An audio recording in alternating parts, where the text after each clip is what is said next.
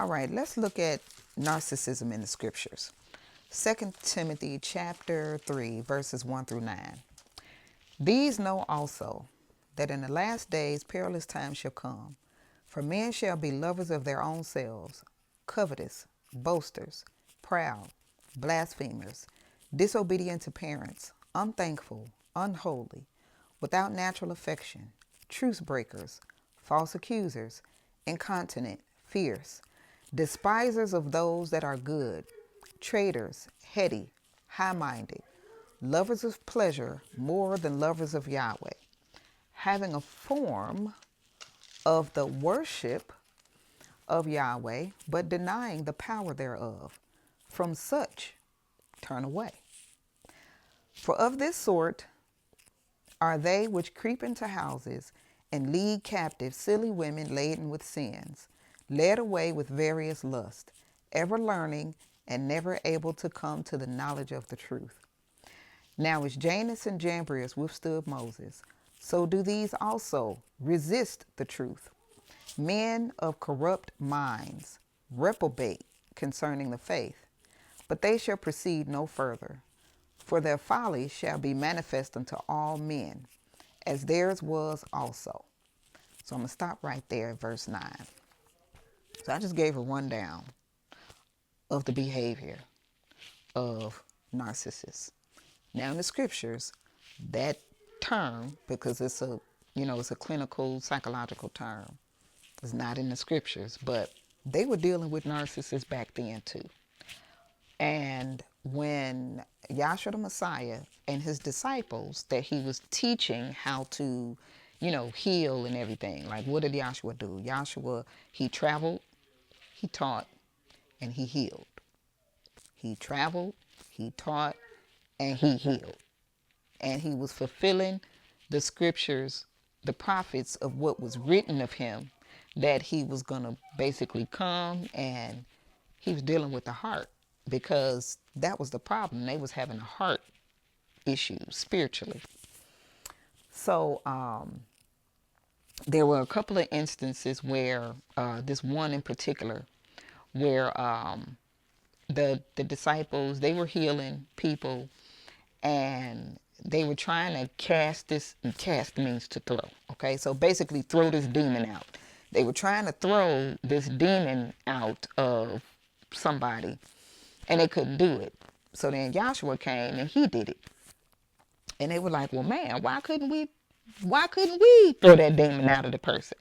And then he said, this kind comes not out but by prayer and fasting. Okay, so let me stop right there.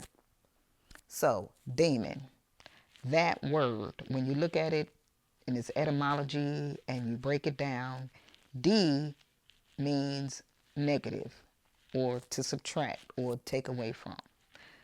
Mon, like Monday, M-O-N, moon, the moon, Luna, emotions. So demon is negative emotion. The narcissist, and of course negative emotions are, it's in you. We feel negative emotions and stuff like that, right? And with my clients, I have this emotional, it's this emotional wheel that I use with my clients. And then, but there's also this scale that I use with teaching as well. The negative emotions, lower frequency, destructive emotions, range from, the lowest frequency emotion is shame, and the highest frequency emotion on the lower frequency emotions is pride. So the highest of the negative is pride, the lowest of the negative is shame. That is what the narcissist is feeling. The lower frequency, destructive emotions. Their best emotion is pride. And it's really the three. It's anger, lust, or inordinate desire, right? Anger, lust, and pride. Those are the top three. So the apathy and the guilt and the resentment and the shame, those are below. So, a lot of narcissists are, it's, they're all about control, right? So when they want to control you, or they want you to submit to them, think about it. If they try to stay within the top 3 rungs of the lower frequency emotions, that means that you have to submit below anger, lust, and pride. And if you get up to those top 3, oh my gosh, now you're fighting them. Because, think about it. You get angry by how they treat you. So then you're matching, they see you as coming up to their level, and they can't have that. So they're going to fight you to the teeth because they don't want you to get up to pride, where they like to stay, where they like to hang out around there. If you get above pride, and above pride is courage, you're higher than them now. So that's why you have to get the courage to get your butt up out of there. The courage to put them in their place, tell them to stick it up there, whatever. But go. You know what I'm saying? Because ain't nothing else about to happen with them, okay? The lowest frequency emotion is shame. So like in the scriptures, when it talks about pride coming before the fall, they're up there, and then something happens that puts them right back down into shame, because their shame is their base. That's their base emotion. They're carrying that around. They are carrying out some deep-rooted shame from whatever in their childhood and all of that. And we know that, we can, and it's part of the healing modality that I do with, getting these negative emotions out of the body. We call them trapped emotions from various events and things like that. And people ask me all the time, well, if you release these negative trapped emotions, can they come back? Well, yes, they can come back. How can they come back? Go do the same thing that you were doing before. That's how they come back. It's just like, can I catch a cold again? Yeah, you could catch a cold again. Well, how? Do the same things that you were doing before when you caught the cold. You have to build up your immunity. And sometimes, like, I went for years without catching so much as a cold. Years. And then stuff started happening that lowered my, I was stressed. Stress lowers your immune system.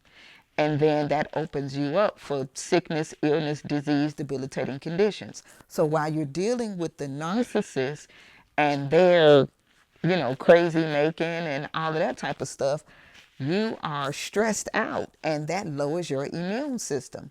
But I digress. That's another video for another day. We're talking about what's this up in here in these scriptures, right? So when Paul talked about from such turn away, like, number 1, turn away from the narcissist. Like, get away from them. There's no managing it or anything like that. That demon or those negative emotions, deep rooted from shame and all of that, has to be thrown out. It has to be cast out. Well, how do you do that? First of all, you got to be skilled. You have to have the skill set to do it. You have to be a deliverance minister. You have to be an emotion code or body code practitioner, in which I'm both. You have to be a therapist. I am not a therapist. I am not a licensed clinical therapist, so I'm not going to even act like I play like I'm one on TV. I study what I need to study so I can know what I'm dealing with, to know that, hey, I might need to, refer this person out because it's beyond my scope of practice. However, with some like that deep narcissism we're talking about, this person needs an exorcist. Like, for real, for real. And like I said, I'm a deliverance minister, so I can, deliver the person from and cast out or throw out those negative emotions or that demon. However, if you are not skilled at that, you need to get away, like Paul said, before you go crazy and you get sick, because they will cause you to be sick.